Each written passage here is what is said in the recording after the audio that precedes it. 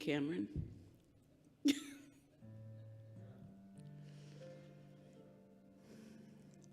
Good morning, and welcome to Unity in Lynnwood. Whether you're in the sanctuary with us or whether you're online, we welcome you to this sacred circle.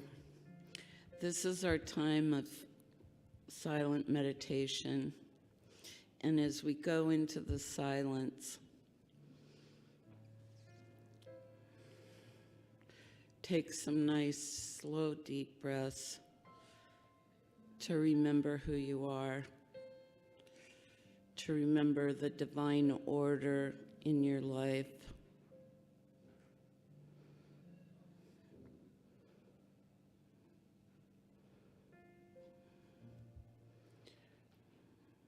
May you remember who you are.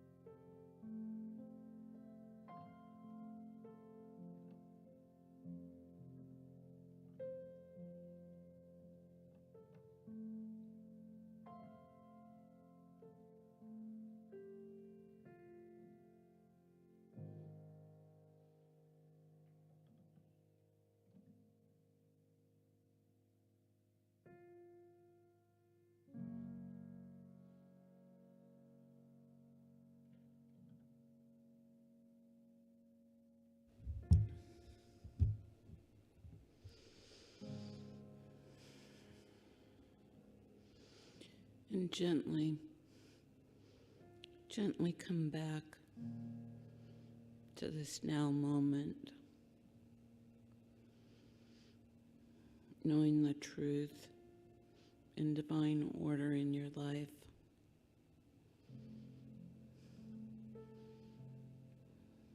Acknowledging the grace to show up, to be connected, to keep your heart open. And so it is.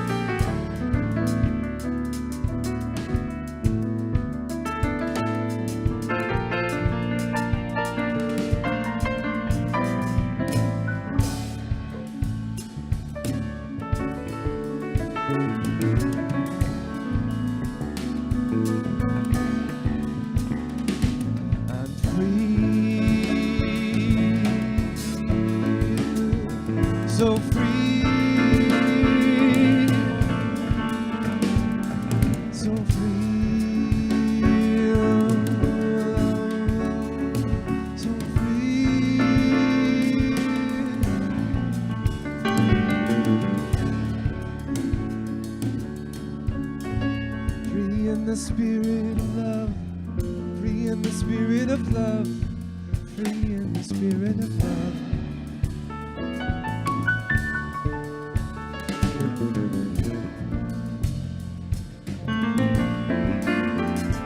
I'm free.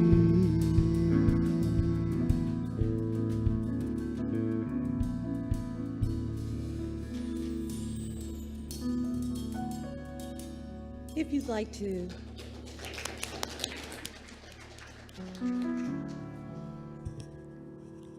you'd like to sit back, just relax, let all the tension go, and just take a deep breath. In this moment, I open my heart to God's presence, feeling infinite peace and wisdom flowing through me. I am a radiant expression of divine creation, filled with boundless potential and infinite possibilities. I release any doubts or fears that may hold me back, knowing that I am supported by God's love and guidance. I affirm that every challenge is an opportunity for growth, and every setback is a stepping stone to greater success. I embrace the power of positivity. I affirm the abundance flows effortlessly into my life and manifesting my dreams and desires with ease and grace. I am grateful for all the blessings that surround me, and I give thanks for the beauty and the abundance in this life. With faith and gratitude, I step forward into the light, knowing that I am guided, protected, and loved every step of the way. And so it is.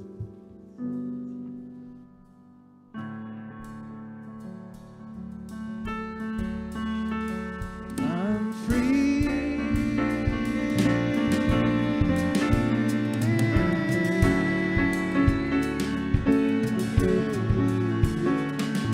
I'm free.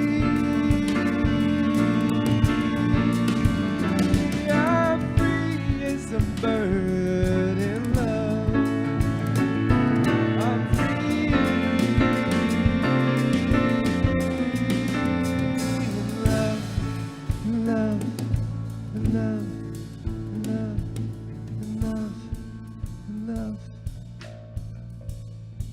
I'm free in love.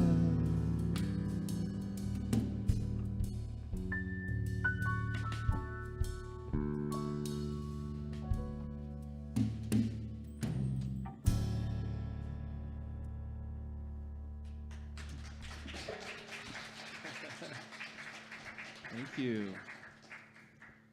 Is this the youth part? Yeah. Okay. Everybody, we'd like to welcome in the youth into the congregation. Let's welcome them. Yep.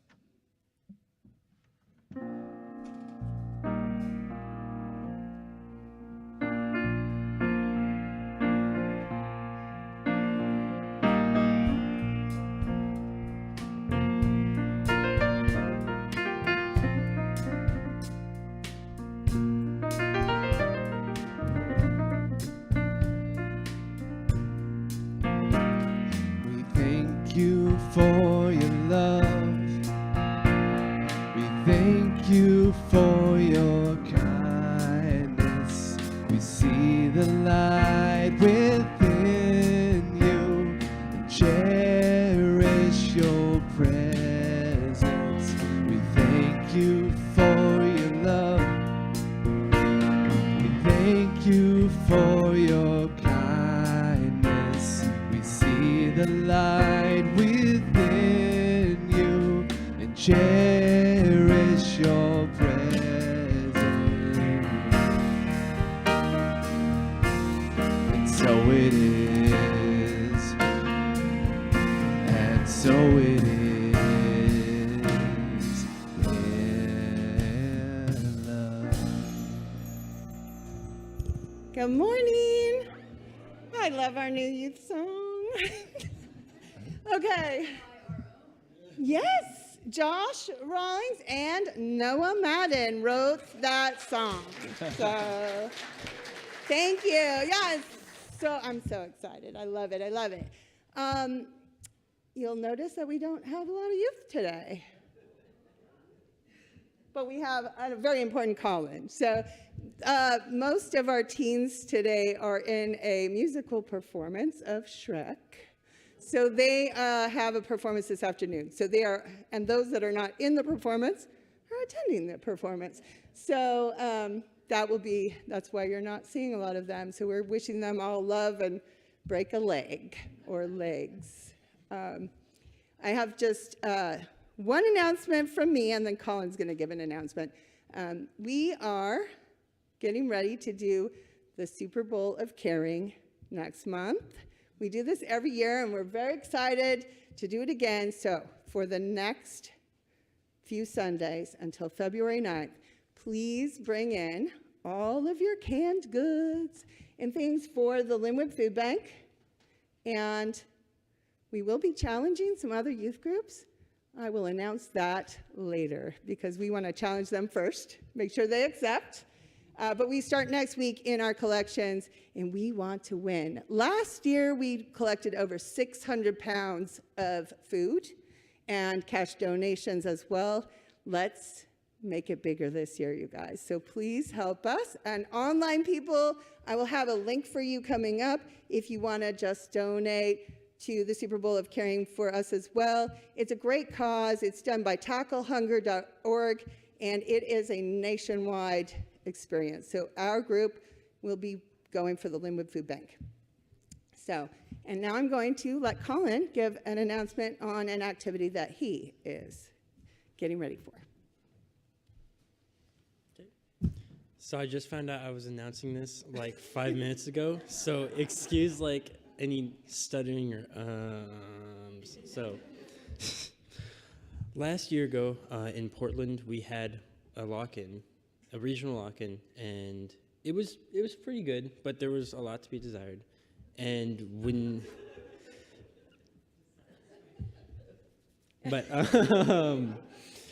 me and someone else from Portland, Sahel, decided that when we were going to plan this year's lock-in, we were going to put a lot more effort into it. We were going to put a lot more time into it, and we were just going to try to make it a much better event for everyone who went. And we have been hard at work for the past 6 months, just writing material, figuring out like what we want to do, how much it's going to cost, where we're going to do it, and we want to do it here. So we've been working really hard, and in about a month, on February 21st to 23rd, we will be holding the lock-in here, and we'll be having people from all over the region come, and they'll be spending the weekend, and we'll be doing activities, and we'll be going to a trampoline park, and we'll be making food, which hopefully goes better than last year. Teenagers and food isn't always the best combination. But I'm very excited. We will be bringing the youth on stage when they're here, and we might even do some stuff for service.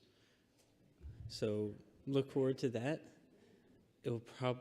It will be linked to our theme for the event, which is appreciating presence, which we're going to dive into, talking about how to make the best out of every moment you have, and to just, go with the flow and do everything you can to enjoy your day as much as you can. But I'm very excited, and I hope to see you all on that Sunday so you can see all of our youth. And thank you.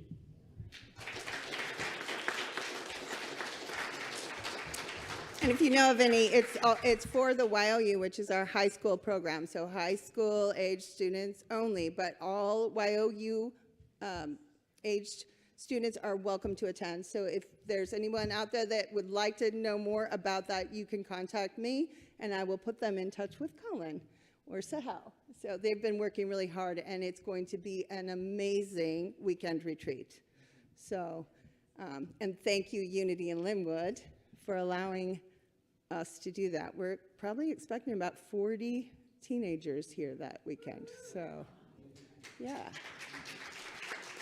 So if you will rise as you are able and help us by blessing our youth that are here and elsewhere. We thank you for your love. We thank you for your kindness. We see the light within you and cherish your presence. And so it is.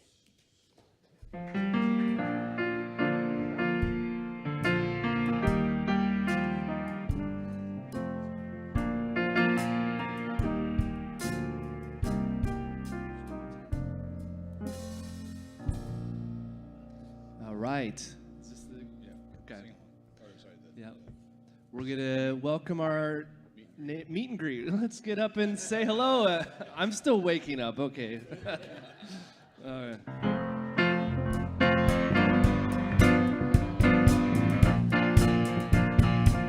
Oh, I'm in the right place at the right time. I'm just where I'm supposed to be. In the right place at the right time. I'm just where I'm supposed to be. I'm in the right place at the right time. I'm just where I'm supposed to be. In the right place at the right time. I'm just where I'm supposed to be. Oh, my soul is welcome here. Yes, my soul is welcome here. I'm getting the message loud and clear. My soul is welcome here. I'm in the right place at the right time. I'm just where I'm supposed to be. I'm in the right place at the right time. I'm just where I'm supposed to be. Oh, my soul is welcome here. Yes, my soul is welcome here. Oh, I'm getting the message loud and clear. My soul is welcome here. I'm getting the message loud and clear. My soul is welcome.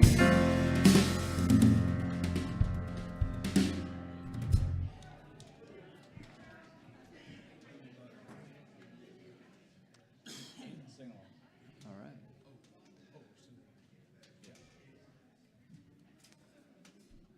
Okay, we're gonna do a song that I wrote called "Peace, Love, Shanti Om," and it's pretty straightforward. I think you'll get it. We've done it here before, so.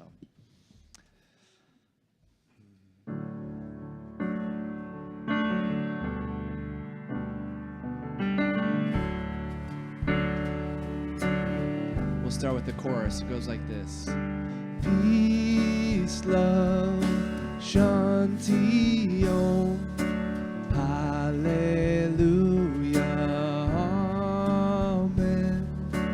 Peace, love, Shanti Om. Hallelujah. Amen. Peace, love, Shanti Om. Hallelujah. Amen. Peace, love, Shanti Om. Hallelujah.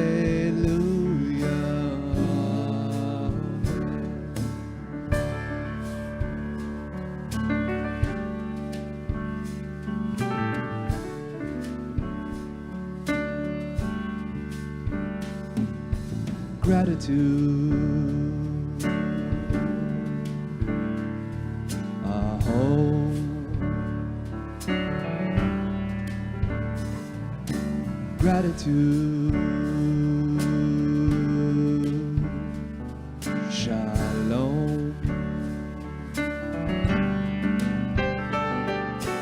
Gratitude,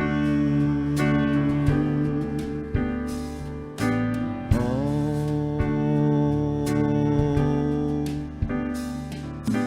Gratitude. solitude. My home, and so it is. Peace, love, Shanti, Om. Hallelujah, Amen. Peace, love, Shanti, Om. Hallelujah, Amen. One more time. Peace, love, Shanti, Om. Hallelujah, Amen. Peace, love, Shanti, Om. Hallelujah, Amen. Ooh, that was so lovely. Thank you. Awesome. Thank you. Thank you, UIL band. Well, hello. Good morning. It's great to see you. Welcome to Unity in Lynnwood on this beautiful Pacific Northwest Sunday. I am Frances Johnson, and I am pleased to be your welcome host. We celebrate your presence here in the sanctuary and to everyone joining us online. Whether you are a first-time visitor, a returning friend, a longtime member of our spiritual family, we are so grateful for your presence here. Unity warmly welcomes you with open arms, embracing the divine spark within each of you. Here we come together as one family united in love, understanding, and the pursuit of spiritual growth. In this sacred space, all are seen, valued, and cherished, just as you are. At Unity, we believe in the power of love, prayer, and spiritual understanding to transform lives. We honor the divinity within every individual, embrace people of all faiths, backgrounds, and races. We are inclusive, empathetic, and accepting of all genders, sexual orientations, and lifestyles. I love listening to our amazing music. Isn't it fantastic?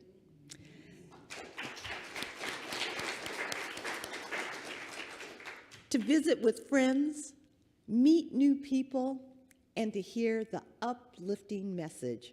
We are truly blessed.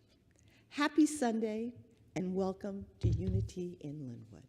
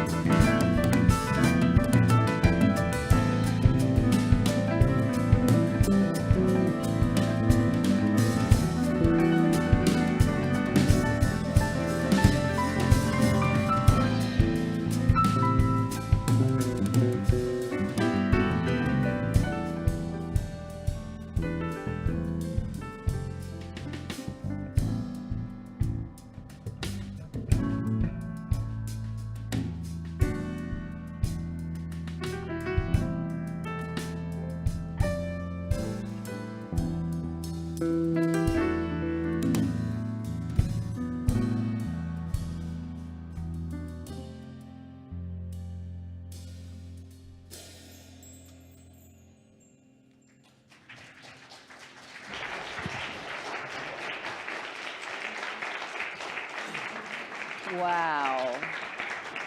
Wow, wow, wow.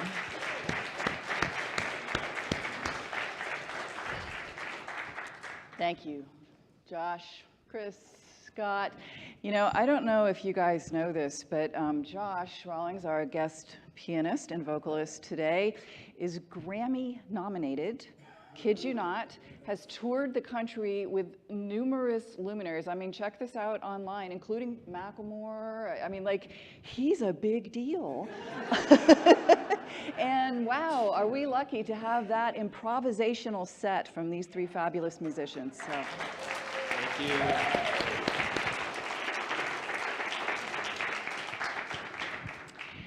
So good morning. I'm Jennifer LoveJoy. I'll be your guest minister today, and it is great to see everybody here in the sanctuary as well as online. I'll give a special welcome to our online folks. 25 people joining us online today. Wow. Yay. Ursula in Cocoa, Florida. Jerry in Canyon Park. Mulan, if I got that right, in Lynnwood. Art. Chris, John in Uganda, hi John, Deb in New Jersey, Tom in Edmonds, and Chris Castaldi in Oregon City. So if you would please join me in welcoming our online friends by looking over here at this camera with the beautiful Walayn. Hi Walayn. And let's just wave and say, we see you. We see you. We love you. We love you. And we behold the Christ in you. Thank you for being here. Thank you for being here. So we will begin, as always, because I think it's so important that we do this, with our mission statement and our values. We do this every Sunday because it is a reminder, and out in the busy world, it is so easy to forget, right? I don't know about you, but I need reminders. And so having this as a regular part of our Sunday service, I think is really helpful. So our mission statement is brief. Practical spirituality, welcoming community, and we do our best to live that every day. We also have our values statements, our core values that go along with our mission statement, and today we are looking at number 1. We offer a metaphysical teaching which encourages regular spiritual practice, including prayer, meditation, affirmation, denial, service, and study. Good with that? All right. So as we open today, let's do our invocation. This again is a reminder of the truth of our being. And so let's say this together. You can say it out loud. You can take it in quietly. You can whisper it, however it works for you. Together, though imaged and named variously, there is a singular and eternal ground of being from which all life emanates and into which all life retreats. We choose to call this ground of being God. By extension, we come to understand that we are spiritual in nature, human in expression, and limitless in potential. We gather today to remember such truths, to celebrate our unity, and to honor all life. And that last phrase, of course, is our vision statement for Unity of Lynnwood, why we do what we do. So today, I'm going to talk about consciousness and leadership. This is actually partly in relation to a book that the board is now studying. We're doing a monthly study with Reverend Denise going through this. It's called The 15 Commitments of Conscious Leadership. If you're interested in this, we have copies in the bookstore if you don't already have one, and I encourage you to pick it up. Some of our staff leaders are doing this as well. So the language of this book is you're going to be hearing it around. So if you're interested, I encourage you to pick up a copy. It really is a very good read. And what I'm going to talk about today is actually a reprise and an extension of a talk that I gave back in 2022. So just out of curiosity, how many people were here in 2022? Okay, good bunch. So, so that's great. So there'll be a little refresher at the beginning, and then we'll go into some of the new content from the book. So why do a Sunday talk on leadership? Isn't leadership for business school? Well, I believe that everybody is a leader. You know, my gosh, we just heard from our amazing youth representative this morning, what, you know, a great representation of leadership.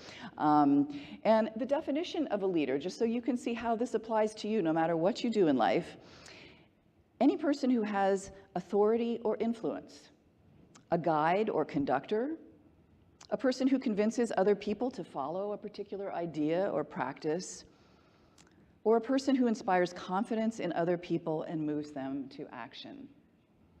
So hopefully you can see that no matter what you do, are you a parent, a grandparent, a friend, a coworker, a minister, whatever you do, really you bring leadership to it. You are a leader. And so then what's interesting is that for many, leadership skills are not taught. You know, unless you happen to be in a business setting, a management setting, or something like that, you don't necessarily get taught leadership skills. And so I think there's a lot that we can all do to become more effective in our leadership, given that we're doing it. So I love this book because, one, it does talk about consciousness, which is really what we're all about in this community and in this spiritual teaching. And because the premise is very simple, almost bafflingly simple. And it starts with a simple black line.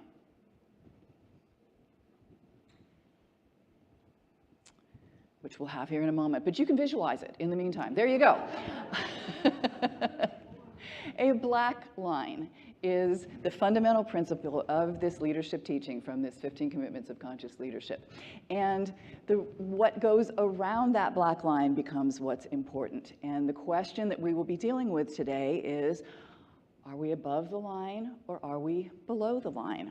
So if I can have the next bit, Cameron. So above the line is open, curious, and committed to learning. Below the line is closed, defensive, and committed to being right. Now, you can see how this could apply to a lot of things, and why does it really matter if we're above or below the line? Well, when we're below the line, one, we're not using all the faculties of our brain. Certain parts of our brain, our executive function, are kind of closed down because we're actually in a fight or flight state. We're triggered, and I'll talk more about that in a moment. So we're not able to bring our best and most complete selves to any situation. It's also very hard from that standpoint to be loving, to be open, to really bring that part of ourselves into the picture if we're feeling defensive, closed, and committed to being right. So it is actually a really normal state to be below the line. Most of us are going to be below the line most of the time, and that is because of the way our brain works. So you may have heard me talk about this before, but I think, again, it's worth the reminder that our brain is here for our survival, and we have these survival parts of our brain that are constantly scanning the environment for threats. Now, threats do not just mean saber-toothed tigers chasing us. They mean threats to the ego. Okay, so little part in the back of your brain constantly scanning for threats. Well, how many times throughout the day, in different kinds of ways, do we experience, you know, again, usually not a physical threat, but some sort of threat to an ego? Maybe it's a little bit of an insult. Maybe somebody cuts us off in traffic. Maybe we say hello to someone and they don't hear us and walk by, but we think, oh, maybe they don't like me. And what's going on with that? Why did that happen? So lots of things put us below the line. So we go into that fight or flight mode, and our job really is simply to recognize that and bring ourselves out of it. So there's no judgment about being below the line. We're all going to go below the line. The trick is recognizing when we're below the line and then making some changes to bring us back above the line. So self-awareness is actually the most important part of this. Am I above the line? Am I below the line? And how quickly, at least that's my experience in life, sometimes it takes me a few days to get to that self-awareness, depending what's going on. It's like, oh, yeah. I find, though, that the more I practice, and this is part of the practice of practical spirituality, the faster I'm able to recognize, oh, yeah, I've gone below the line. What do I need to do to bring myself back above the line? So in the book, they call this shifting. So when you recognize that you're below the line, it's time to shift. And there's two important things to know about shifting. There's two ways, basically. The first is you have to do some kind of a physical shift. You have to change your body and your blood chemistry, basically, to get yourself out of that state. Now, the easiest way to do that, in my mind, is conscious deep breaths. You don't have to do a lot. You can do 3, maybe 4. Deep breath in, and then have the exhale be longer than the inhale. That shifts you from fight or flight nervous system into the rest and digest nervous system. So just that deep breathing, that is literally changing your body chemistry. It's ramping down your stress hormones, it's changing your nervous system, and it's making that difference. The other thing that you can do physically is shift your posture. You know, when we get closed and defensive, we tend to close our body, right? We cross our legs, we cross our arms, maybe our shoulders go up. So again, just consciously being aware of your body, maybe uncrossing your legs, uncrossing your arms, noticing that again is going to shift your body chemistry. So that's the first shift. Shift your body chemistry first. Then you want to shift your consciousness. That's the second shift. How do you shift your consciousness? Again, a variety of choices depending on the situation. Gratitude, we heard that beautiful sing-along this morning about gratitude with all of the statements around that. Gratitude is a really big way. Gratitude, appreciation. Many of us have worked with the heart math material that focuses on really centering in your heart and having feelings of appreciation, forgiveness, practice, all of those things that we learn in Unity and here in our community that we can do to elevate our conscious, say some affirmations, do some denials, do some prayers. All of those are ways of shifting consciousness to bring us out of that defensive, closed, I have to be right state. So we shift first by changing our bodies, and secondly by changing our consciousness. And we practice over and over and over and over, because again, this is going to be happening all the time. So the other thing that is discussed in the book, and I know that Reverend Denise recently covered this in a talk, so I won't go into a lot of length on it, but it really does tie to this teaching. And this is a teaching that comes from Reverend Michael Beckwith with Agape, and it's about the different modes of being, is what he calls it. And so the first mode of being that he talks about is the to-me state. Okay, so this is where I'm the victim, stuff is just happening to me, somebody's to blame or something, maybe it's the weather, maybe it's the other driver, whatever it might be. This is the below the line state. This is really kind of that definition of it, is you're in this to-me victimhood state. And again, we fluctuate through this. This is not, I should say, this whole teaching from Reverend Beckwith is not like a linear thing. This is a constant, you go in a circle and you go back and forth and do all these things. So to me is the first. The second is by me. And this is where we become conscious creators.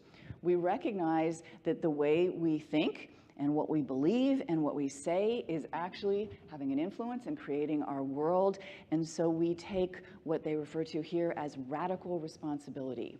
We are responsible for our world. We are responsible for our thoughts. We are responsible for our beliefs. And we embrace that. And that's an above the line state.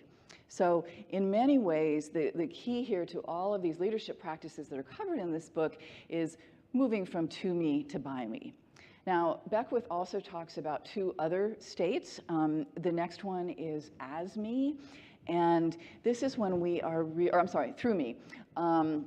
This is when we are channels, right? We're just like open vessels for the divine to move through us. It's almost like the me part of it goes away, and we're just there. Work through me, be a channel through me, God. That's the through me state. And then the as me is really that state of oneness where, again, there just is no me. It's where we are one with everything. What happens in the external world really doesn't matter because it's all one, it's all good, it's all benevolent, and we know that things are fine. And again, This is a constant cycle, and it's not even a linear in the circle. You might go between to me and by me many times a day, or between by me and through me many times a day, just back and forth. So, but I think it's helpful, again, as we're recognizing perhaps through our self-awareness that maybe we've fallen below the line, to think about, where are we? Or maybe we're feeling really good.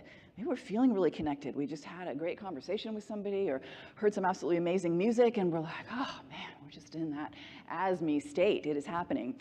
I will tell you that that improvisation that those guys did this morning could not have happened if they were in the to-me state. You just, as someone who has done improvisation, you just can't do it. It wouldn't work, right? Right, Scott? You can't do it because you have to be in the flow. You have to be really open, because you don't know what the next note you're going to play is. You have to be totally open to that. So that doesn't happen when we're closed and defensive and fearful and, oh my gosh, what if I make a mistake, and all that. So that's just an example of that. So those are the different states to think about. And this radical responsibility is the idea of moving from to me to by me. It is the first step in really recognizing that we don't need to believe that the world should be a certain way. The world is what it is. The world just shows up on our doorstep, and we don't have to judge it. We don't have to say, oh, it's good, it's bad. It is what it is. We need to shift above the line into curiosity, wonder, openness to learning. And lastly, think about, what if it's not just that the world shows up on our doorstep and we're going to say, okay, it's not good, it's not bad, it just is. What if we actually assume that the universe is benevolent, as our teachings would lead us to believe? That actually the universe is here for our growth, for our good, for the development of our soul. So whatever's happening, whatever it looks like, even when it looks really hard, can we view that as a benevolent situation? And what can we learn from it? What can we get from it? How can we see the blessing in it? So that's the idea of radical responsibility. So to get a little concrete, what does this sound like? The shift from to me to by me. So here's the to me mindset. It's very kind of blamey, right? Who did it? Why did it happen? What was the chain of events that led to this? I don't know if you guys have worked in business, but root cause analysis is what we do in corporations to see, what happened and who did it and how can we prevent it from happening in the future. And I'm not saying that's not useful, but it is still part of that, really, kind of to me state. And my favorite, who's going to fix it? Wait, what? So, and it's important also to know that blaming ourselves is just as toxic as blaming other people. Blaming ourselves is just as toxic as blaming other people. So letting ourselves off the hook, having that self-compassion to say, again, we're not judging here. We're not, maybe we make a mistake. Oh my gosh, we're human. Newsflash, we are. And so we can work with that. So here's what the by me radical responsibility mindset would sound like when we're presented with a situation. Am I willing to take full responsibility for this situation? What do I really want here? If there were no obstacles, how would I be using my creative energy in this situation? Am I willing to see all others involved as my allies? How can I play with this situation? Right? It's such a different kind of mindset. It's lighter, it's more fun. I mean, even just listening to the questions, it just kind of takes you into a different place. So that's what we want to learn. That's what we want to practice as we are interacting with each other, as we're going through this. So it gives us alternatives. It gives us choice. Every time we consciously choose to go from below the line to above the line, we're making a choice for our growth, for our happiness, for our peace of mind, a lot of the things that we want, right? So that is the core teaching of the book. For those of you who were here in 22, that is the end of the refresher. What I'm going to shift to now is actually the fifth commitment, which is on eliminating gossip. And the reason I picked this one is because in our workshop that we did in December on visioning our future, one of the areas that we as a community identified as a priority was more effective communication. We want to be able to communicate more effectively. We want to work with each other more effectively and, have processes in place that help that. And so part of that, it seems, is eliminating gossip. Now, here's the definition of gossip, and this is important. It's first any statement made about another with a negative intent. I think that's probably fairly obvious.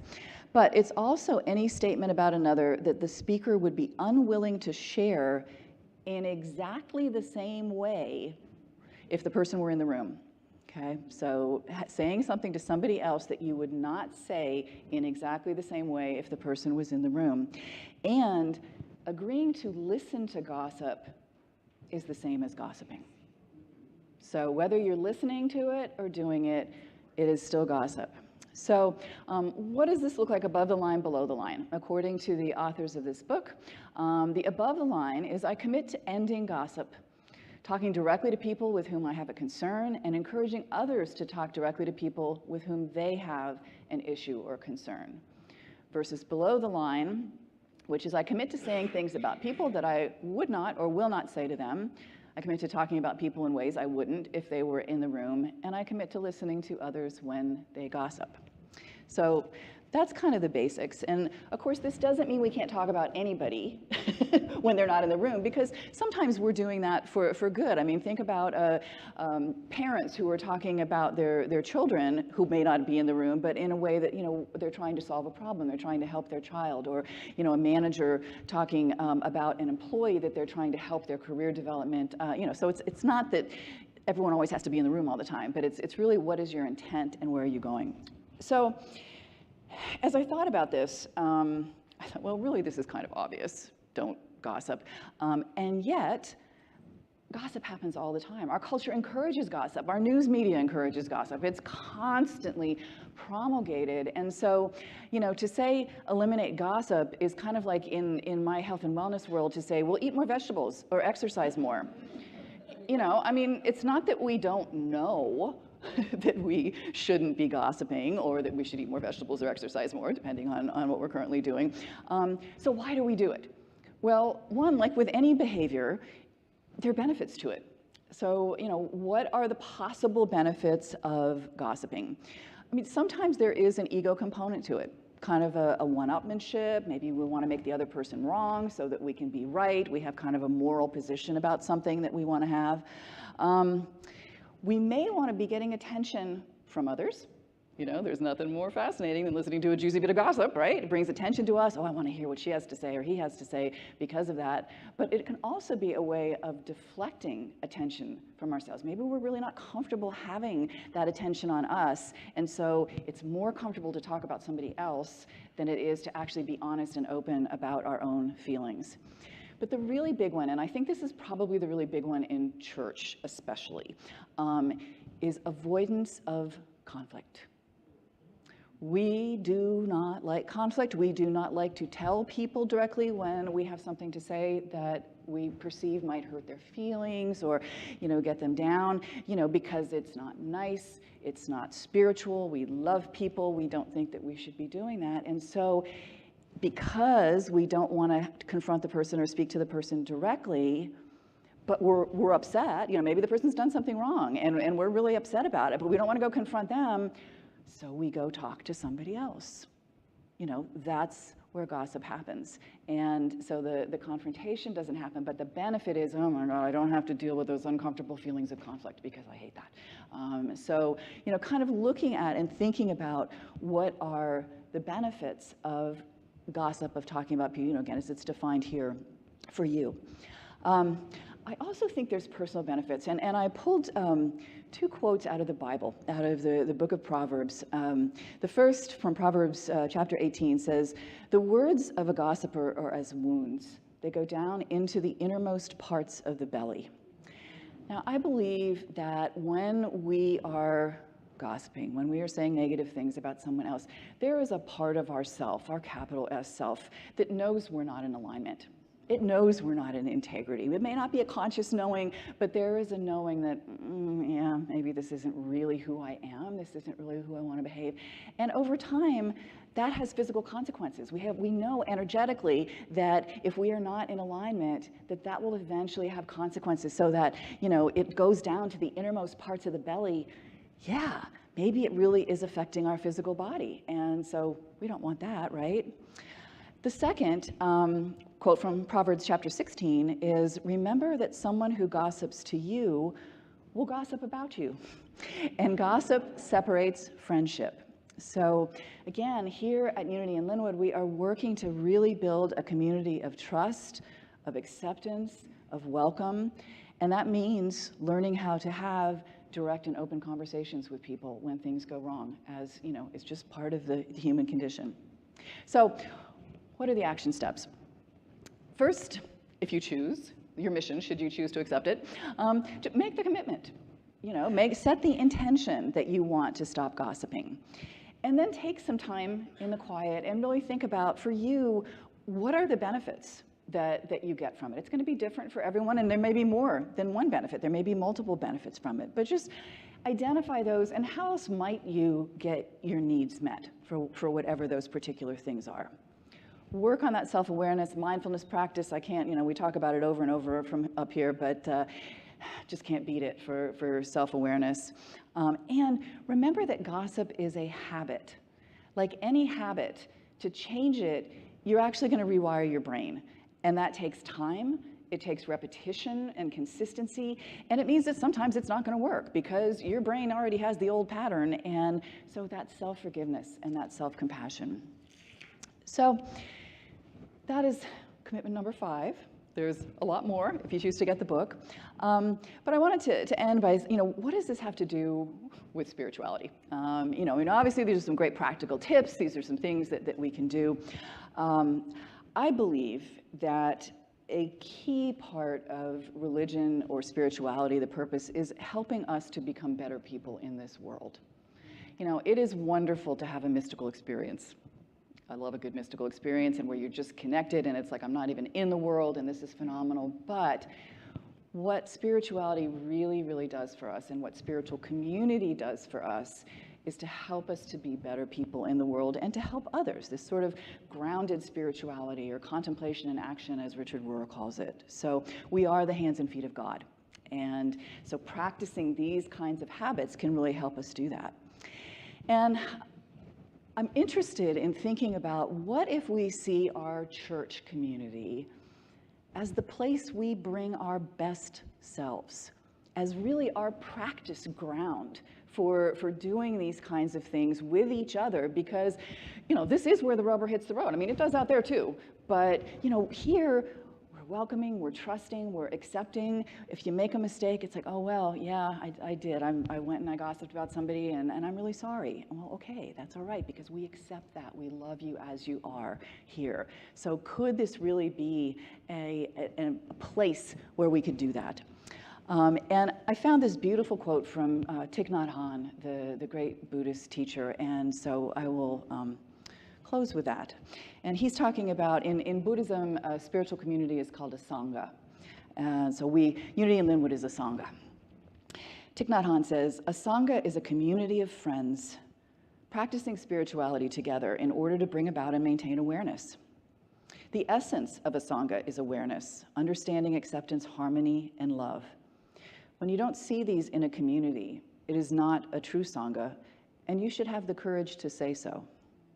But when you find these elements are present in a community, you know that you have the happiness and fortune of being in a real sangha.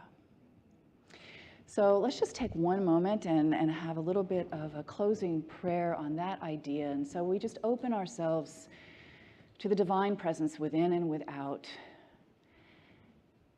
and say, here we are. Here we are, showing up with all of our beauty and all of our struggles and the whole human thing and the whole divine thing. And we are so grateful that we get to do this together, that we get to grow along this journey that we call life,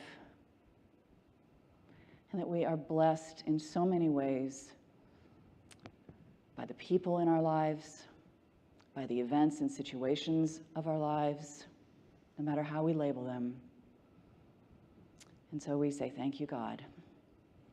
And so it is.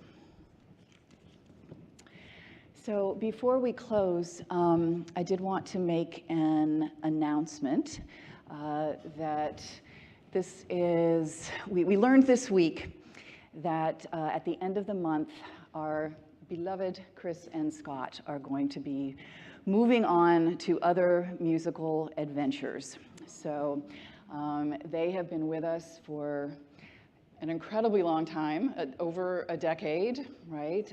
I've had the pleasure of playing with them as a musician, and I can tell you that I have learned so much, and it has just been an unparalleled opportunity to work with them.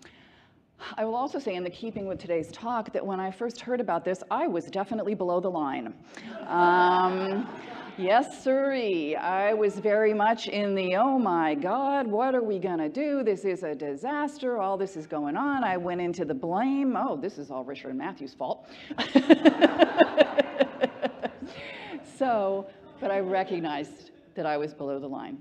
And I was able to shift, and what helped me to shift particularly in this case was gratitude, for gratitude for what these guys have brought to us over the years for so long, for their incredible gifts.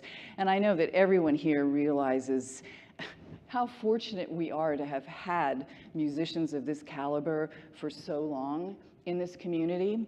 So we will be planning some things over the next couple of weeks so that people have an opportunity to write notes. I do want to let you know that today will actually be Chris's last day here because he has sub bass players for the next couple of weeks. So be sure you grab him and give him a big hug before you leave. Scott will be here next week, so you can talk to Scott next week. And again, we will have some other things that we'll announce. Kelly will be staying with us, so we will have Kelly going forward, and certainly more to come on that. But Chris and Scott, if you would please come up here so we can thank you officially.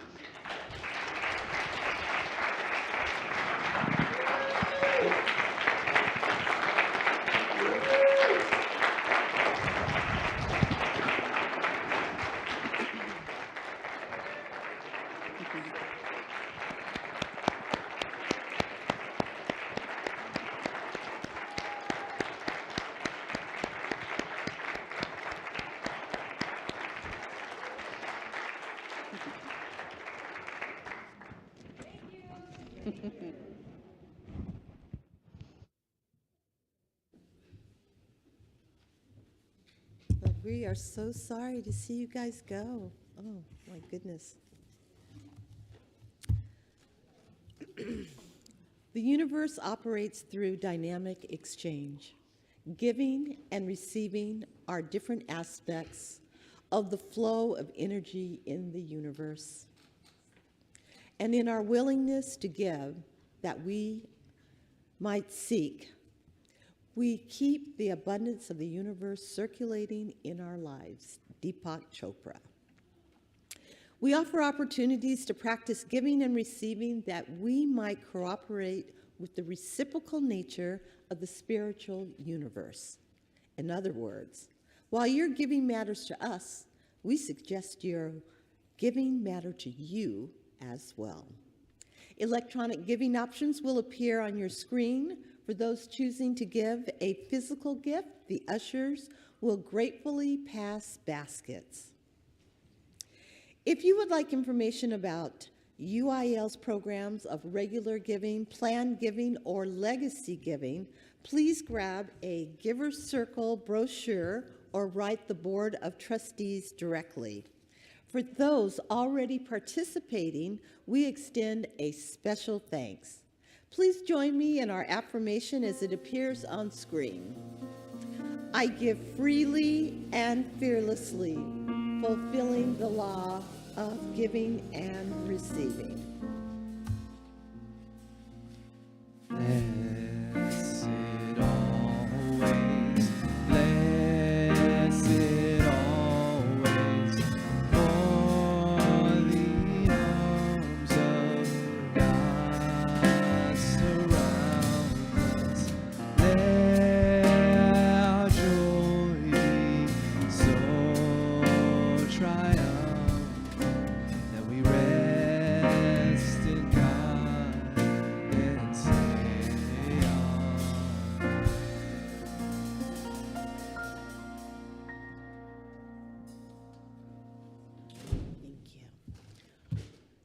we have any newcomers or visitors today? Thank you. We're so happy that you're here. I'd like to give you a gift of an undated copy of the Daily Word. It's filled with affirmation and positive messages. It's a great way to start your day. You can pick up a copy at the Welcome and Information Station, which is in the back of the sanctuary. I will be there to greet you, or you may go to the Soul Things Books and Gift Store. My goodness, I forgot. And Marion will be there to greet you. Also, in the chairbacks in front of you, we have information cards. Stay in touch. You can just put in your email and you'll get a couple of emails a month. Prayer requests, that is fabulous. And a note card for next time. Invitations. Today, 6 p.m., Grief Circle, Ancestral Grief and Embodiment, open to adults 18 and older. More information is available at the Welcome and Information Station or on our website. Saturday, January 18th, 12 p.m., discover the transformative power of breath work. Reconnect with your true self, shed outdated beliefs, and embrace spontaneous joy and comfort with change through conscious breathing. Saturday, January 18th, 6 p.m., potluck, pool, and pondering. Join the men's group for a fun-filled evening at Daniel Colfa's home. All men are welcome. We'll enjoy delicious food, share laughs, and have a great time, and an open pool table, board games, and curious topics to ponder. This will take the place of the regular men's group meeting on Sunday, January 19th. Sunday, January 19th, 2:30 p.m., Envisioning Our Emergent Future. Be part of shaping Unity in Lynnwood's future. Join us as we continue to plan and envision our path forward, unfolding our new future together.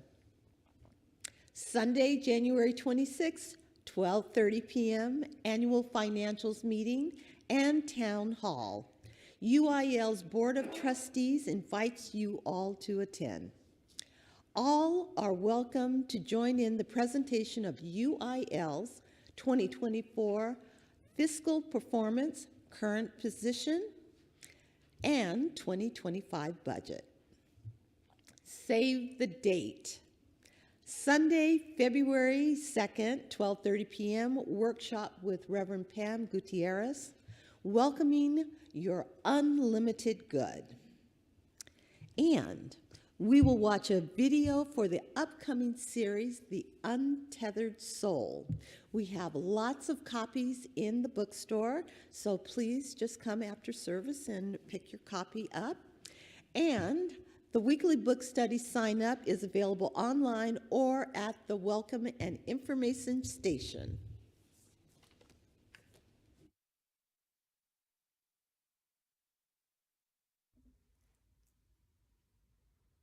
$12:30 today. Hi, I'm Reverend Denise Please Schelling with come Unity to- in Lynnwood. We have some exciting things coming up I wanted to share with you. Have you ever felt like there's more to life than the constant noise and chatter that's in the mind? I know I have. What if we could break free from the thoughts and the emotions that really hold us back from being truly ourselves and experiencing life in its fullness? So this January, we want to invite you to join us for a transformative 5-week journey through Michael Singer's book, The Untethered Soul. We'll explore these really profound insights that he has about letting go, about surrendering, about finding an inner freedom and awakening to this limitless potential that is yours through Spirit. And so every Sunday morning, we will have our service at 11 o'clock and dive deeply into the wisdom of the untethered soul, connecting the teachings to our everyday lives. So, you know, our mission is about practical spirituality, and that's what we want to do, is how do we take these teachings and live them in our lives? So if you're ready to go deeper, we also will have a weekly book study that'll be on Wednesday evenings that you could participate online. There'll be thought-provoking questions and like-minded individuals that you could connect with and do some self-discovery. So this is your chance to sort of embrace a life of greater peace, of greater clarity, of connection with self and something greater within you. Please don't miss this opportunity. We start January 19th of this soul transformation. We can't wait to join you in this journey January 19th at 11 o'clock for 5 weeks. Please join us. God bless.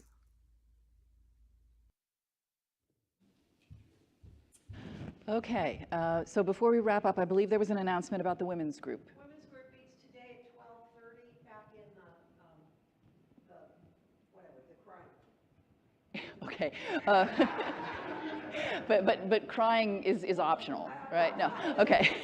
The women's group will meet at 12:30, right back here in the family room, AKA the crying room. So please come. All women are invited. So we will close, as we always do, with our unity statement of faith. Together, there is only one presence and one power in the universe and in my life: the infinite, living, loving presence of God. So just another reminder that this is all one, it is all benevolent, it is all for our good. And to help reinforce that, we have prayer chaplains who are available for you.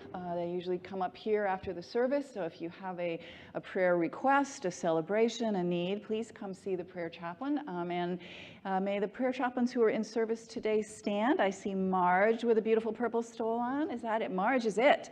All right, no? Ah, okay, and Gail back there in the crying room. Okay, thank you both. And if you're part of our online audience and you would like to pray with a prayer chaplain, please send an email to prayer@unityinlynnwood.org. It's there on your screen with your phone number, and a prayer chaplain will call you within the next 24 hours so that you have that opportunity to pray as well. So don't miss an opportunity to pray. It's always just fantastic. So with that, we will close with our benediction song. Thank you. May the long time sun shine upon you, all us around you, and the pure light within you. Guide your way on. Guide your way on. Guide your way on.